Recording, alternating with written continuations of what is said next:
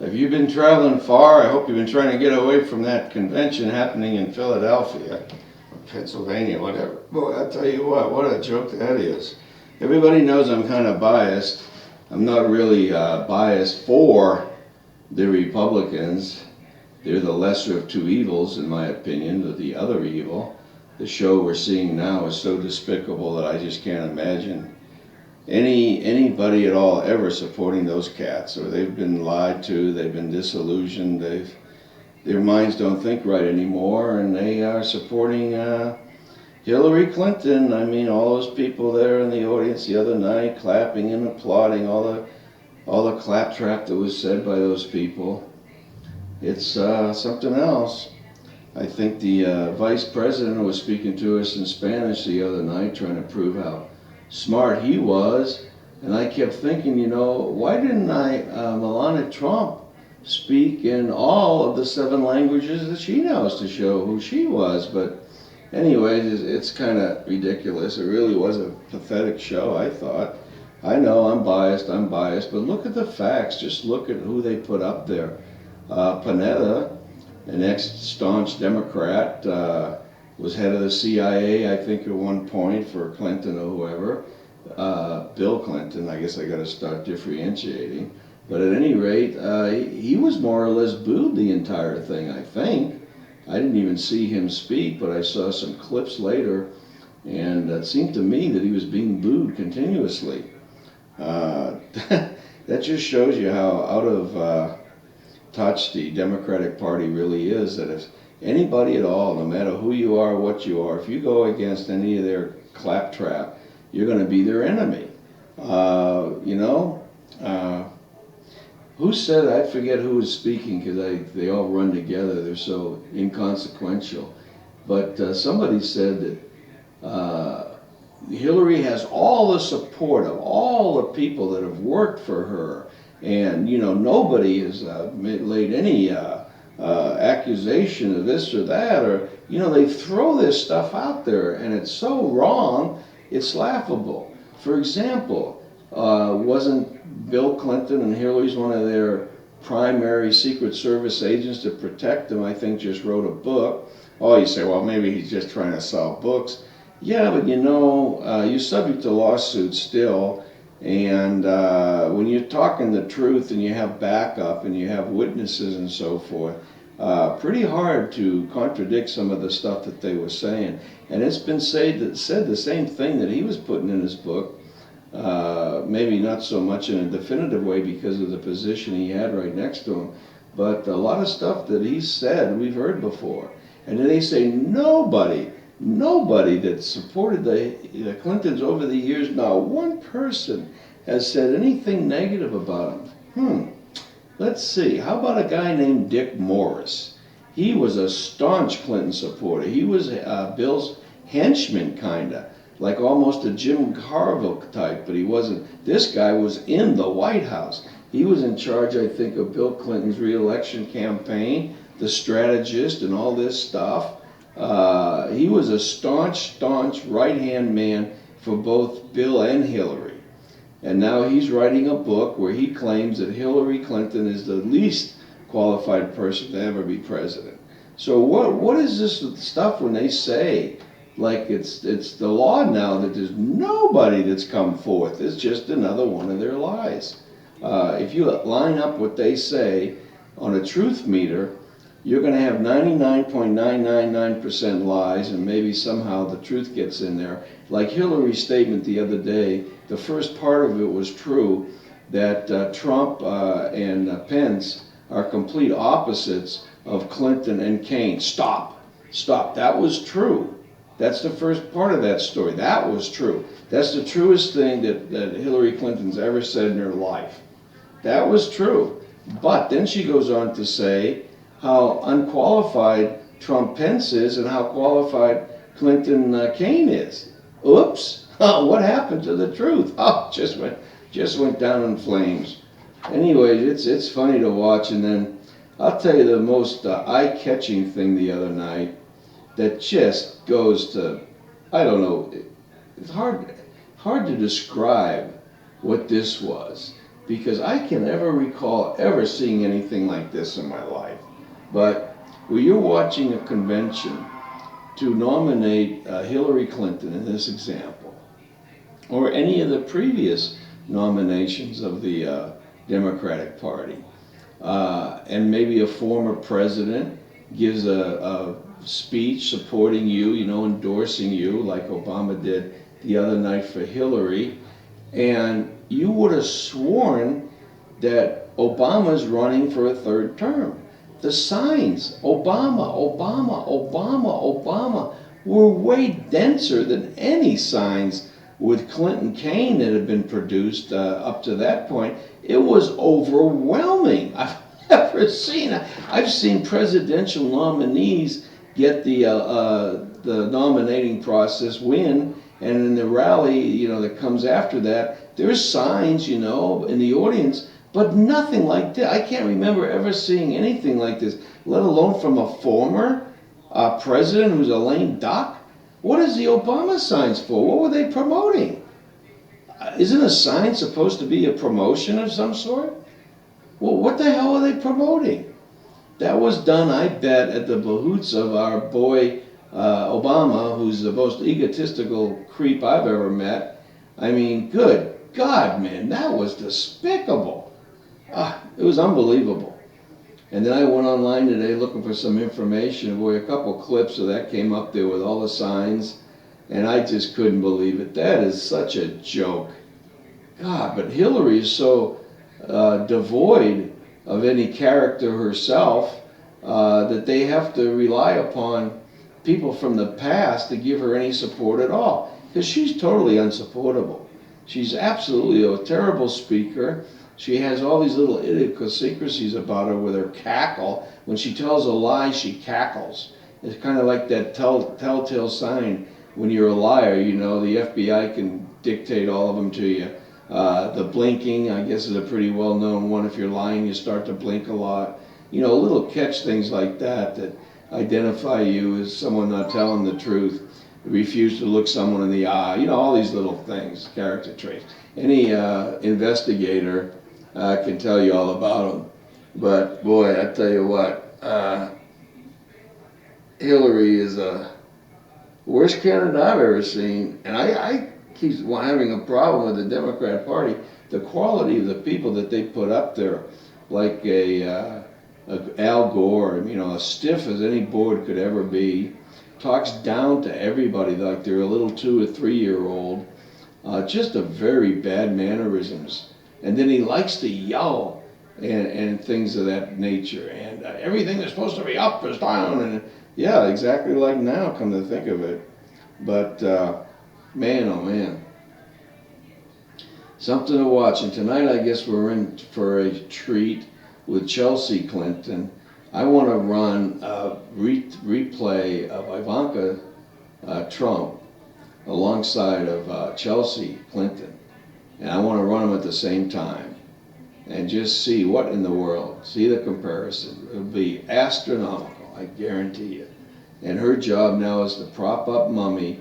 You talk about a tough job, I bet she's going to go off on tangents. She's going to be talking about the contact paper in the drawers, if she's her own stories about something else, little fond memories of Mummy and raising her up and this and that. It's all going to be a bunch of claptrap that has absolutely nothing at all to do with the election that's facing us, or the history, or the performance, or the accomplishments of her mother. She hasn't done anything.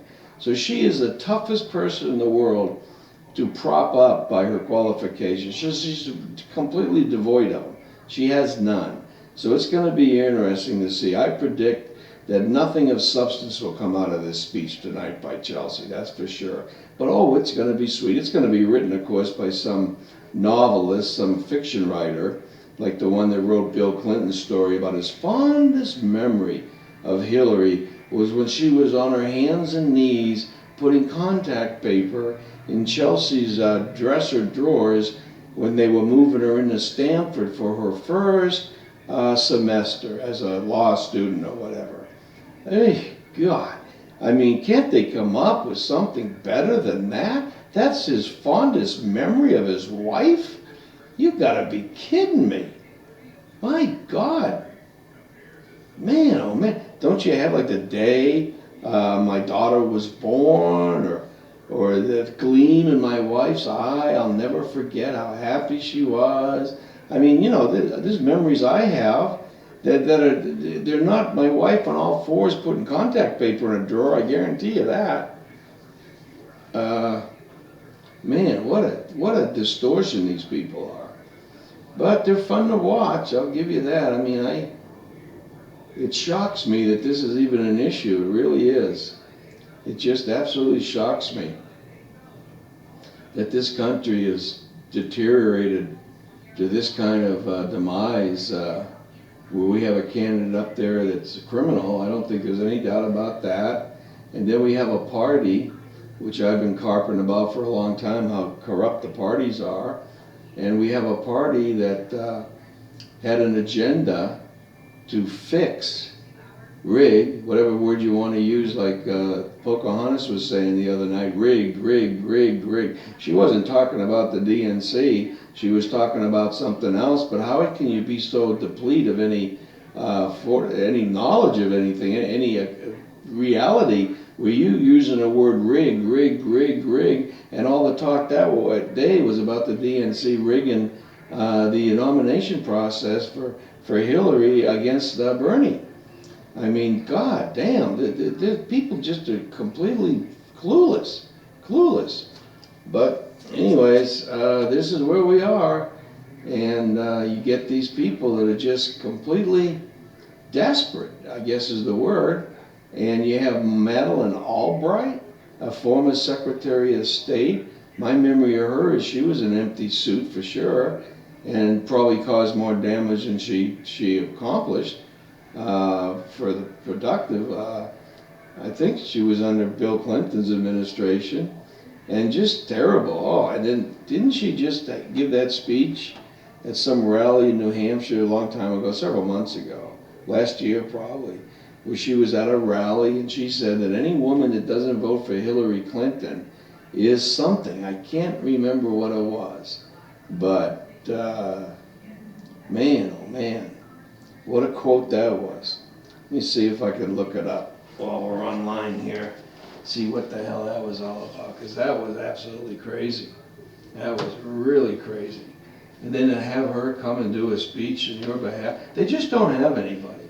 The Democrat bench has nobody on it. They're completely a bunch of has-beens, people that were never that successful to start with and whatever their job was. Really just pathetic people. And these are the people that they put out there.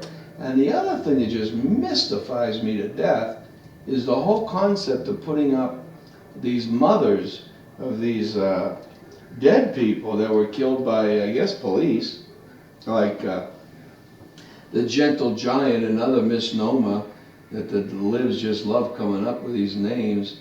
Gentle Giant, what was he, 250 or 300 pounds? And he was a monster, and he was trying to kill that cop. And he ended up dead. And they roll out her as some sort of thing to display at this convention. I just, for the life of me, I don't get that. I don't get that. I just don't understand the thinking behind such a thing. So they're throwing the entire Democrat Party and this nominee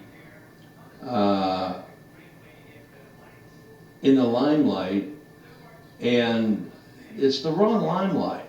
I mean, I understand that there has been a past where there has been some police impropriety, if you will, where they're type profiling or what have you, and they are, I'm not saying maybe, they definitely have some issues that they treat people of certain color one way and other colors another way.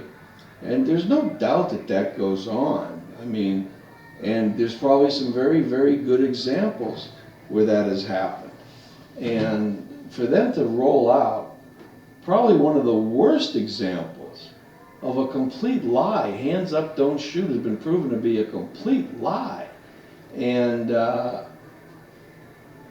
how you can make that something that you showcase is just mind-boggling. But it kind of like goes back to the days of Obama here, where he has been clueless on a lot of his approaches to a lot of things. He doesn't see that maybe an hour ago he said the complete opposite. You know, amazing. I don't get it. They're so, I don't know. I don't get it. The whole Democrat Party is, it's just they're gone. They're done. I hope they're done. I hope both parties are done, to tell you the truth. I hope Donald Trump gets elected and decides to do something about the despicability and the entrenchment of the parties and have a complete overhaul. He needs to turn over a couple other things too. It would be heard. Yes, I just heard you kind of going over, you don't understand the Freddie Gray situation. That was just absurd to you. No, Freddie Gray? Yeah. No, I was referring to the Gentle Giant. Okay. Help me clarify, which case you make a reference to? I was specifically referring to, I guess, all the mothers that showed up from these examples where they were trying to, the examples that they put on display were examples for the most part where the bottom line was that the police were right in these cases. Now there's a jillion cases out there, I'm sure, that you know about, and I do too, where the police are absolutely 100% wrong. But they choose to roll out these cases that are not the right cases to be rolling out for anything. It doesn't back their point. As a matter of fact, it proves that the opposite of their point that I would think they would try to make, but who knows what they're doing. Makes no sense to me. In that we're on the same page. The concern is that whoever they are, they have the power to pick and choose which cases they feed to the media. And maybe the media part of the day or the day. The media may be choosing which cases. But what we do know at the end, like from the Rodney King, or that it has enough controversy in it, and then they hand it on, we're now going to wait for the outcome of the trial. And in many of the situations, they say there's not enough evidence. Different in Rodney King, but the point being is, Rodney King was still controversial case because allegedly he was on drugs. So, someone's picking and choosing the cases that they're giving to us, so that then they get the outcomes that they want, but they pretend that they're pacifying the mass by proceeding with the judicial process, probably knowing from the very offset what the outcome of it is going to be, making it therefore the way that you were describing earlier. It's like it's absurd. Why would those be the cases that are being presented to us? Are you making a claim that it was ever in charge of presenting this format to whoever the Democrat Party is, or the nominee, or whoever, is just falling for what's being presented to them that they should put on display, and they have no concept about what they're actually putting up there, that someone gave them to that and they just ran with it, and they don't see the context that maybe this is the wrong one? That's exactly what happened, though. I think that there is probably wrong perception on your part. I've heard it said by other politicians that they're only as good as what they're informed about. So they've employed individuals, they trust in what they're being told, and if something happens, and they're expected to make a statement. So their statements initially is coming out based on what they're informed about, in part. I think another part of their comment maybe, and I believe that it may be very true in this situation, because that, you know,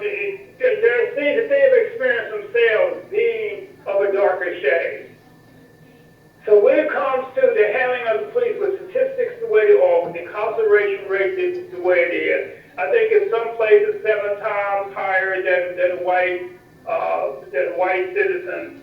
Sometimes I think it's 8 times higher. With the population of African Americans being reported much lower than the white American population. Again, the incarceration rate again is extremely disproportional to the population. So the constant experiences of black people is vintage, and then you got the hands up, don't shoot, the I can't breathe. Whether it's relative and decay point. The point that all Americans should be looking at is this an issue that we need to resolve? Is the racism on the police, within the police force and on the police force? Well, I think there's something there that needs to be looked at for sure. It's been going on for a long time, and somehow it would be nice to be able to resolve that. But my point is, I think when you put on display something that really can't be resolved, when you're the cause of your own death because of your actions that you were taking against the police, that's the wrong one to put up there, is my only point. But once again, you get me with some of your comments often. That is, okay, there's suspects out there that we think he's involved with drugs. So there's suspects walking through the neighborhood that might be going to steal something, break into a home. Okay, we embrace that. I'm not supporting stealing.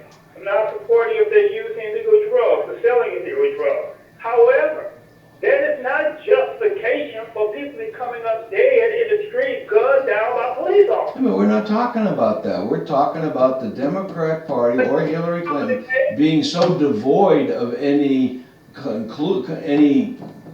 idea of what's going on, and they put up the wrong thing to put up there. It's got nothing to do with what you're talking about. That's an issue, not the gentle giant trying to kill a cop. That's not the right issue. That's the opposite. And then when you talk about the Democratic Party is flinging us out here, with what's really there is that the Democratic Party is allegedly the party of all people. Republicans is the party of white people. This kind of common thing that's placed out there. And the Republican Party is the one that freed all the slaves, and they're the party of the white people. Look at yourself. You were using an example of the police shootings when you said it. So I'm saying that their responses to those cases directly related that they're supposed to be the party representing the minorities as well as the others. Well, So when you throw in that Republicans did free the blacks from slavery, again, that's a questionable comment because the British were actually granting slaves freedom if they joined the British military. what's that got to do with what we're talking about? To neutralize that, to have so many slaves run to the British side, they began to say we need to give slaves freedom so they fight for the side of the Union. So it wasn't really a love for black people in many cases of why they ended up emancipating the black slaves. Well, I South think failed, and there had to be the South. And the best way to weaken the economics of the South is take away that means to make profit, which means to take the slaves away from them. well, when you make a blanket statement like the Democrats are for all people and the Republicans are for white people. It's kind of the way it's put out there. If you're not aware of that they often refer to the Republican Party as because a certain party, but mainly it's white people. That's false. That's just a fraudulent talking point. That's not right. It's not accurate. It's one of the famous Democrat lies. But there you go. I'm not saying that it's absolutely true. I know blacks who are Republicans. But that's not the point. The point is, I was going to throw a religious thing, but that's not the point. The point being is that if lie or not, if that's kind of their strategy to win votes, so when these cases come up, it should be a reasonable expectation that the Democratic Party is going to pounce on it and try to get as much out of it to give black people the impression, see, we're looking out for it. They don't care about the outcome of the case. Or they may not. I won't say none of them do, but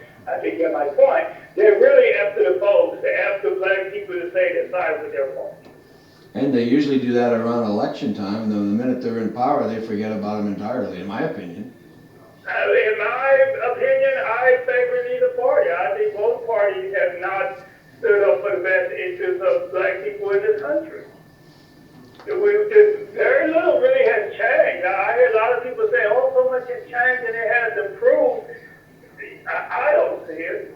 I mean, incarceration rate is still high, there's still police brutality, there's still double standard in education, I go on and on and on.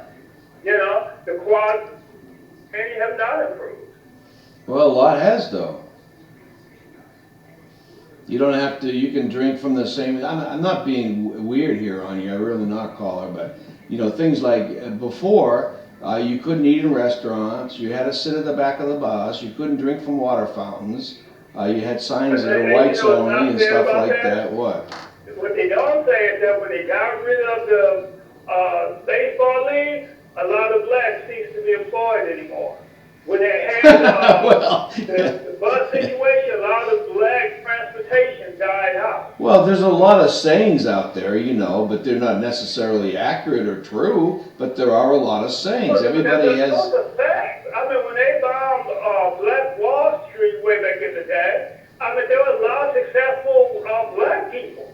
Yeah, but you made a blanket statement that we're no better off than we were before. And I'm saying it's not better off. We have less businesses, less black unity, less other boys, still the double standard of education with inferior education. If we have less opportunities of success, I mean, you throw a Kobe or a Shaq out there and Muhammad Ali, and it's like those two images, Will Smith represents the millions of blacks that's in this country, therefore they are successful because they see a couple of blacks on the street now.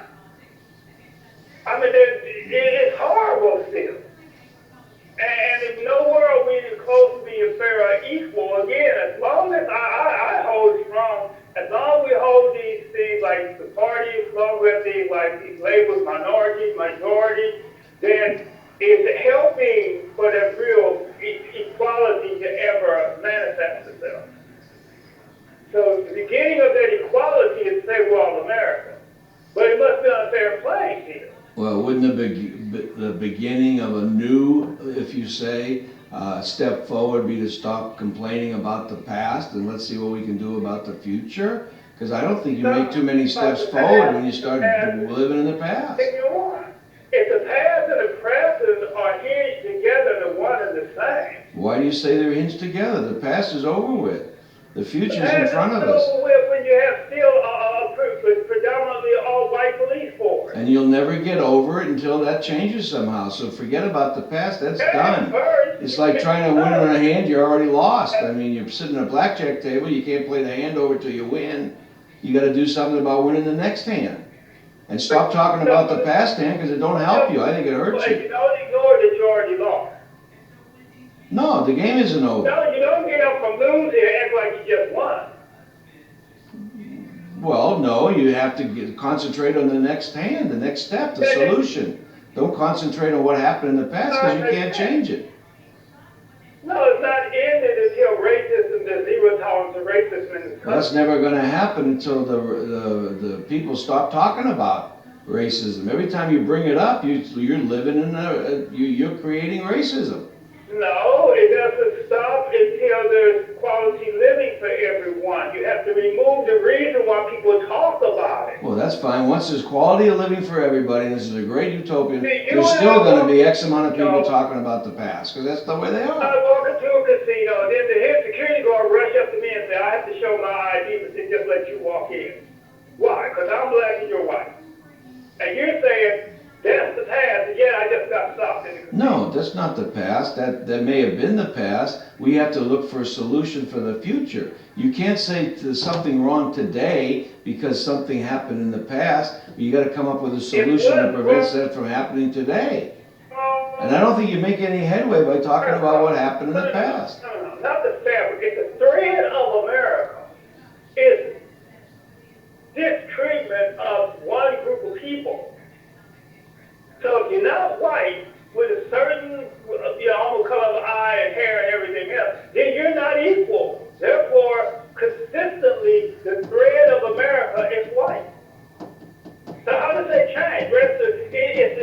past and it's still the present. The So- all-American is still the white male. Okay, how do we end up with Obama as president? How do we end up with Obama president? 2/3 of white people, they say, voted Obama into office. They want a black president to do what they did in Egypt and other parts of Africa. So having a black face to deal with the issue of what they label terrorists and all of that, having that favorable to a lot of agendas that they want to move on. But one thing we know about Obama's term in office, things have not improved for African Americans. Having a black president. So then where do we go? Hey, see there, now that you have a black president, look how much things have improved just as Obama's been in office, because definitely we have now had a black priority of improving things for black people. No, that hasn't happened. So what difference does it make? My argument before Obama was voted was black people weren't ready for a black president. We weren't organized, we weren't unified, we didn't have a platform that was presented to them that we all signed up for. But white people and lobbyists of different other ethnicities, they were prepared for any president because to get their vote, they made demands. Black people made no demands. They would do just to give their vote up because it was the black. I don't know what kind of phone you're calling on. You break up now and then. Are you there, caller? I am here. Yeah, every now and then it's like every other word breaks up for, not long, but for, when you're making all these valid points, you seem to go away for a while. Maybe somebody's blocking your valid points. I'm glad to hear that. I was not aware of that that's happening. Yeah, it don't happen that often, but it does happen. Okay. Well, again, I commend you with your focus. Again, I think you have a very valid point, and that is that to get rid of all this, we need to get rid of the parties somehow, because the parties are tied into the past. And until we come up with a method of really having a fair playing field, that everyone really feels that the right changes, right improvements, not just change, right improvements are going to be made. Well, my point is not that they're necessarily concentrating on the past. My point is a very, very fundamental common sense principle that if you have two of anything, one is never going to get along with the other. That's my only point. It really doesn't have to do with anything other than a very fundamental common sense principle.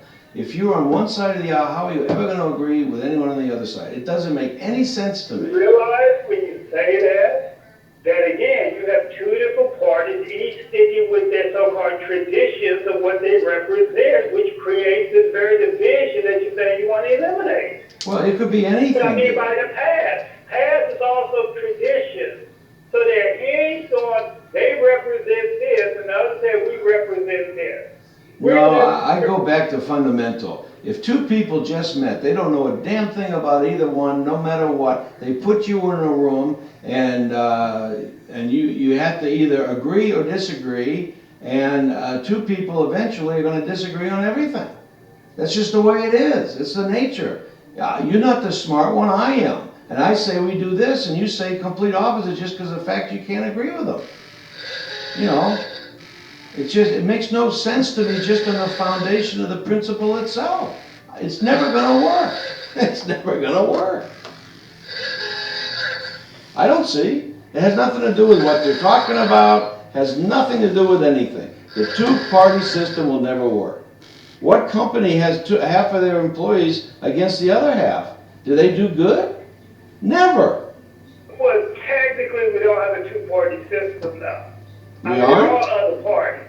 Well, not to much extent we're not. But I'm saying you can't ignore that. They say we don't have a two-party system. There's other parties out there. Just these are the two prominent, strongest parties that the people favor. And this is what people want. All right, well, you bring up the Tea Party. Let's talk about the Tea Party. Here comes a third party, okay? They started to get a following. So what happens? Lo and behold, when I said the two parties would never get along, now they got along because they wanted to destroy the threat from the Tea Party. So they joined forces, combined their funds, and went after the Tea Party with all this bull BS.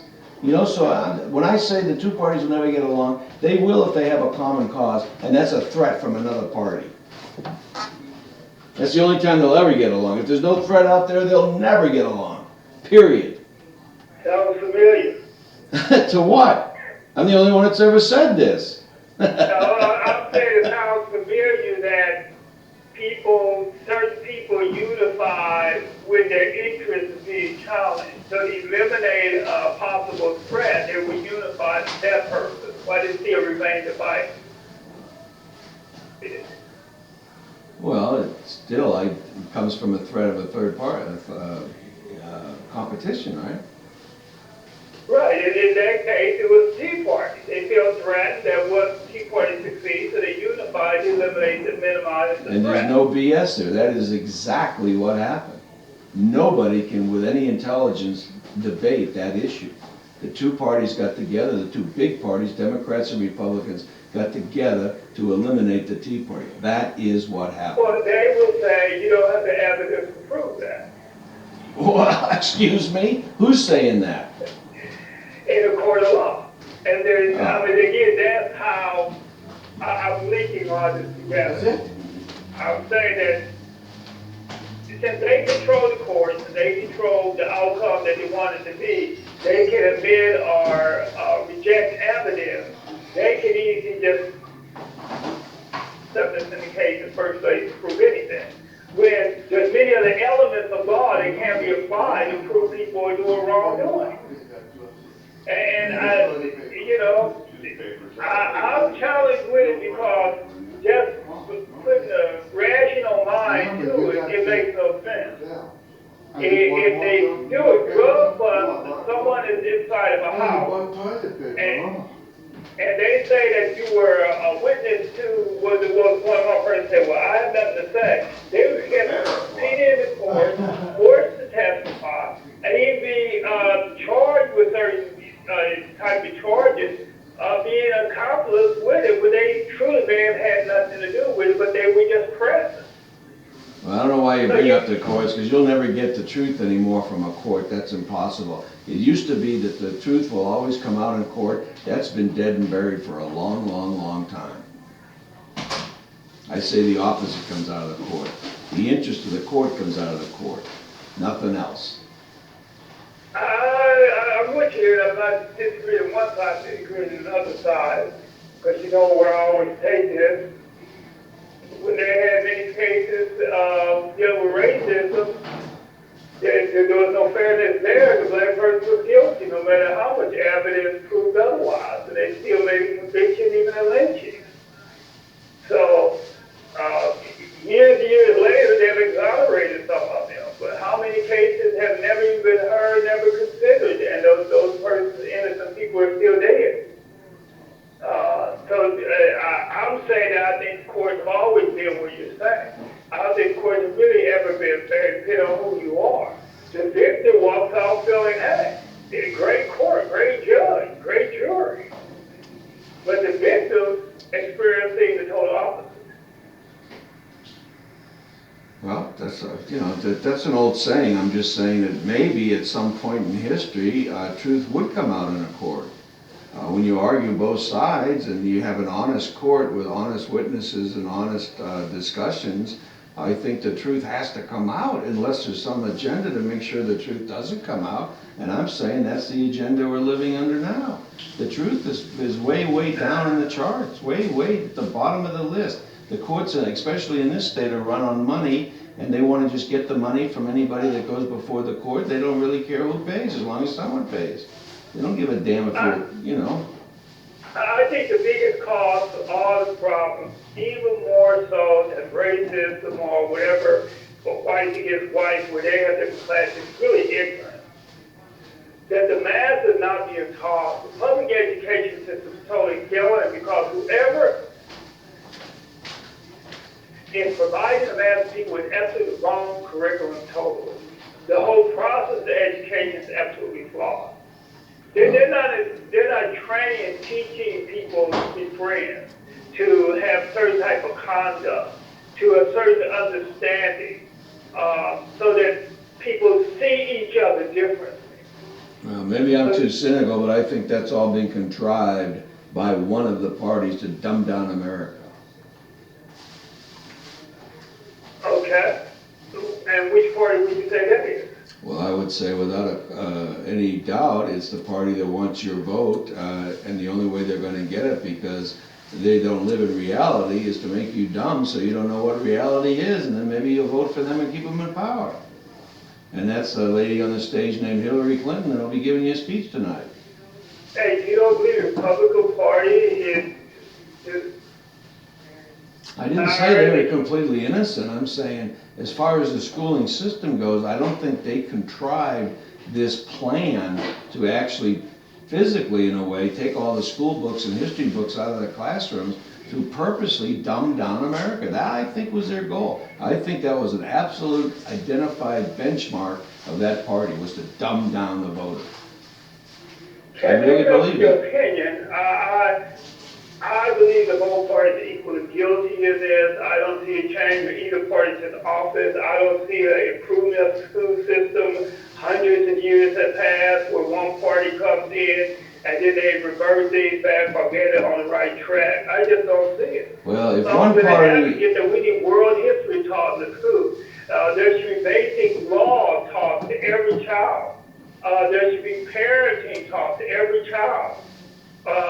I mean, there's just certain fixed things that should understand that. Every school should have a good grassy place for children to play. And there should be proper exercises taught. They may not be getting it at home, so let's be sure when they come to school that they're getting the type of workout that will create a healthy America. do the parents have any responsibility to supply that little thing you're talking about, and maybe some leadership or direction for their children? Or are you going to put it all in the hands of the government? I think if people get welfare, if people get certain type of assistance, that one obligation to them getting their monthly income would be that they have to bring proof they went to the school, they participated, they helped the child with their homework and other things. Well, we used to have a welfare reform system when the Republicans were in charge of Congress and the Senate back in Clinton days, and he screamed, kicking and hollering, and he ended up signing that legislation because he had to. And then Obama gets in office and he negates it all out, and now you can have unlimited welfare, I guess, and stay on it forever. He didn't want you to be, limited out to where you had to actually go get a job. He wanted votes. He wanted people that were dependent upon that party. I don't think a lot of this is. I think that you just blindsided. You just want to put the Democratic Party down, want to try to make the Republicans sound like it's a perfect party. So it makes I don't say that at all. Just that No way. you want the Republican Party to be the one and only party. Not at all. Not at all. And to me, a one-party system is the American people. You don't need a party. You don't need 1, 2, or 10. You need none. Even one party is going to get corrupted, trying to influence all the other people. They're going to still try to steal your elected people. They're going to try to take the power of the vote away from the people of this country and put it in their hands somehow. That's corruption. And that's what this thing's all about. You got to give the power back to the people and get away with these parties and these influences on people. These are corruptible influences. Don't disagree that yes, I think that if we had truly just people of power, but again, we don't have the type of government, we have representative democracy. So again, it's always been a representative democracy. Well, that's a nice word, but how about power? How about people electing people for whatever reason they do, and then those people follow true with their platform, what they promised the electorate, and they actually end up, God forbid, go and do their job. Jesus, that would be unbelievable. That hasn't happened in years. Huh? That is not America. I mean, again, America, the regional empowered representatives were the large plantation owners. They pick and choose who they want their representatives to be. Well, being a plantation owner was the way that things were back then. The wealthy and power is wealthy representing. Well, then you get the power then. It doesn't take wealth to get the power, you get the power then. How do you do it? It takes money. That may be bad, but that's what it takes. I think that you should do away with the parties. I think 2 candidates at whatever level, grassroots, wherever you come from, It's up to you to get to a certain point in the election to where you win, like maybe a primary or something the other party does. Now it's Jones against Smith. Once you get to that level, the taxpayers, the government funds that election from that point. So it's $1 for Smith, it's $1 for Jones, it's an equal basis. Go get your TV advertising. However you want to use that money is up to you, but you make it fair that way and you get the money out of politics. You know. I believe very close to the same. I think Right. we even narrow it down more than that. I think there's Pacific times in which their platform, they speak to the public, they put their portfolio on the resume so people can review that, and it's become a very intelligent choice. Yeah, the government could pass a thing like equal time for the candidates that have won a certain, that say they're the nominee, then the government says to NBC, all the TV, to give them equal time, like they do now, supposedly. But it seems no matter how much you and I may say what we're saying or recommending, that the mass of people love the hype. They love the fun. That's what they're selling right now. But the American people love to hear these candidates going at each other. They love this entertainment. This is what they want, so this is what they're giving them. Wow. So now pick which candidate do you want? What team are you going to be on? This is your team. Which one do you choose? I mean, they're doing it like it is truly a sport, and Well, even without the influence. Of any American, who's going to be our spoken representative for the nation for all of our best interests? Well, I don't like the influence that these parties, or anybody for that matter, represents when they start taking away the power of the vote. That's corruption. I think we have to come up with some kind of a solution. Now, if you're running for office and you have a very great entertainment nature about you, and I'm kind of a closet person, I'm not a real outgoing person. When push comes to shove and I'm running against someone that's very outgoing, I'm probably going to lose. And there's nothing wrong with that you get these people that can express themselves elected. I don't see there's anything wrong with that. What I see where the wrong comes in is when you're bought and paid for by some special interest that has nothing to do with the people that voted for you. That's my problem. I see them both wrong, but I would say that the latter one is, no, a person has more outgoing personality, more entertaining. That doesn't mean they would be the best person for that seat. No, it doesn't, but what are you going to go on? You can't go by, you can't be a Monday morning quarterbacker and say, oh, that's going to be the best person because he did this, and that, but he hadn't done it yet. So you're never going to come to that level. Americans are due to pick that entertaining person when that is not the criteria we should be looking at. Then don't look at it that way. That joke. Then maybe after you elect a few of these very outgoing people and they fail miserably, maybe the electorate will start to say, well, that's not working out too good. Let's give this guy here a chance. No, the only thing that would happen more what's been going on, they just look forward to the next campaign. I hope it's exciting as the last one was. That person failed, but... Well, so they're looking for entertainment and the election means nothing to them? The running of the country, there are things that they need done in the country, management type stuff? People get caught up in the campaign thing and they're not logically thinking, what are we doing here? What's the real purpose of this? They're caught up in the hype. And the media sells it to them. Well, sure. They're making it entertainment, and they're saying they've captured up in the moment right now. Don't worry about where it's going to end up at the end and who's going to be the real representative. Just enjoy the ride. So isn't that more destructive than us accidentally choosing the wrong person now and then? I mean, they're making a show out of it. I don't think a show's a good thing. And that's exactly what I'm saying. They're saying enjoy the show. Don't worry about see, that's bad. who wins. When we should be worried about who's going to win. Is that really the right person to be in that role? They said, don't think about that. And how about the candidate? Just enjoy the ride. When has government? And how about when the mainstream media lies about a candidate to create controversy? They're telling us all they expect is to be good at the end. It's never been right. So after whoever wins the election is going to be messed up anyway. So don't worry about that before you get stressed out. Just enjoy the ride, enjoy the entertainment, listen to them going at each other the way they are, and get a thrill out of these powerful people criticizing each other, putting each other down, and digging up the dirt on each other and splattering it all over everywhere. And then we get in a process where we have 8 years of no growth in this country. Very And productive. that's because no growth to the people is growth to them. They're protecting their profession of politics, which in most cases is no more than splitting up the funds the way they want to split it up and protecting their professed words to tickle the public's mind and dupe them again for the next election and say, well, there'll be another election 4 years from now, so then you don't like what I do, pick the next politician, give them a try.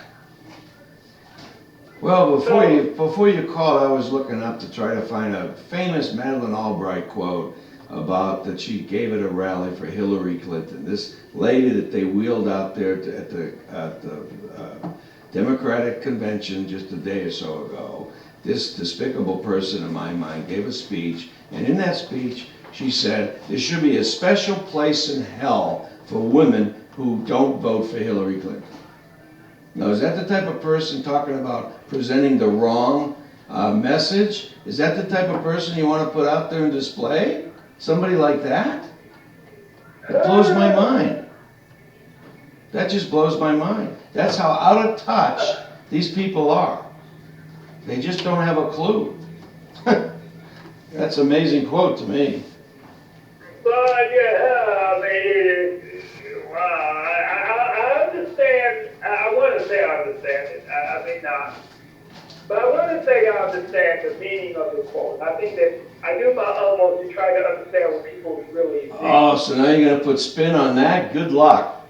Yes, yes. Oh, okay, good luck. I think the meaning of what she's saying is, women, we have fought for our rights, you know, what we wear. We've come a long way. Now here is our opportunity, at last we have a female candidate for the presidency. It is time to put the men in their place and to follow. Oh my God. Our opportunity to be on that royal seat. Wow. As the chief of America. Wow, wow. And if you don't do that, you deserve a special place. It's the meaning of what she's saying. And if you don't get it, she's saying to women, if you don't get this, then you deserve to go to hell. Because all of our efforts could be in vain. Yeah, you know what? And I think Obama, before a woman or a man for president. just not to start a war here, but I think Obama has put any possibility of the next black president, I think he's put him back 20 years. And if Hillary Clinton gets in office, there won't be another woman in office for 50 years. You have to put the right candidate in office, whether they're black, white, green, or yellow, and you have to put the right woman in office. If your premise is, it's time for a woman this, or a black this, or any color that, you have to put the right one in office, and the color and the gender doesn't mean a hill of beans. It has to be the right person. Forget the color, forget the race, forget the... I totally disagree with you. Oh, okay. Let me tell you why. Let me tell you why I disagree with you. And actually, this is my belief, that in reality, it doesn't make any difference who the president is. Well, we used to think about that until this last little time. Let me just a minute. If you have the best team players out there, they can win any game there is, right? They can win because they're a team. But you need a leader to amass that team. It doesn't make any difference who they make the coach, that team wins because the team is already together. They do what they need to do to win every game. Wait a minute. The person you elect president amasses their own team. The team doesn't exist. You're missing my point. You're missing my Okay. point. Yeah, I'm saying that all these elected officials are now celebrities and public servants. If the people were really unified and really did their job, the needed action to override whatever they do and force the hand of any elected official to do what they really are there to do, and that's serve the people, be a servant to the people. So it's really the failure of the people's part, because they keep relying on candidates to do their job. They're trusting candidates to do the people's job. And that's not what they're there to do. All right, well, let's mull that over tonight, and maybe we can have another show tomorrow or something similar. We're out of time today, but very good conversation. Thanks for calling, caller, and call back anytime. I always like to hear points from anybody that has a point to make, and one that has solutions is even better. So, you know, we try to go both ways, so we're trying to get at least things talked about, and I think that's something that we need to do. You know, no one's right or wrong on this show. Just express what your thoughts are. Right? Well, anyways, thank you, caller. I guess you hung up. But anyways, I was giving you a send-off there. Thanks for listening, and thanks for listening, listeners. And we'll be back maybe tomorrow with another show. So please tune in between 2 and 3 for the herd. Be heard, and then Monday through Friday we have a show that's being aired every day now called Solutions in Progress, and tune in to hear what those thoughts are. It's a 3-hour show from 7 to 10 Monday through Friday, and anyways, just keep in touch of what's going on. Face the Tribune's on every day, noon to 1 o'clock. And Gordon Martinez has a show on Tuesdays and Thursdays from 11 o'clock to 12. So tune in, listen to our shows, see what's going on. Call if you'd like. The number is 702-493-5222. So we'd love to hear from you. Thanks for listening today.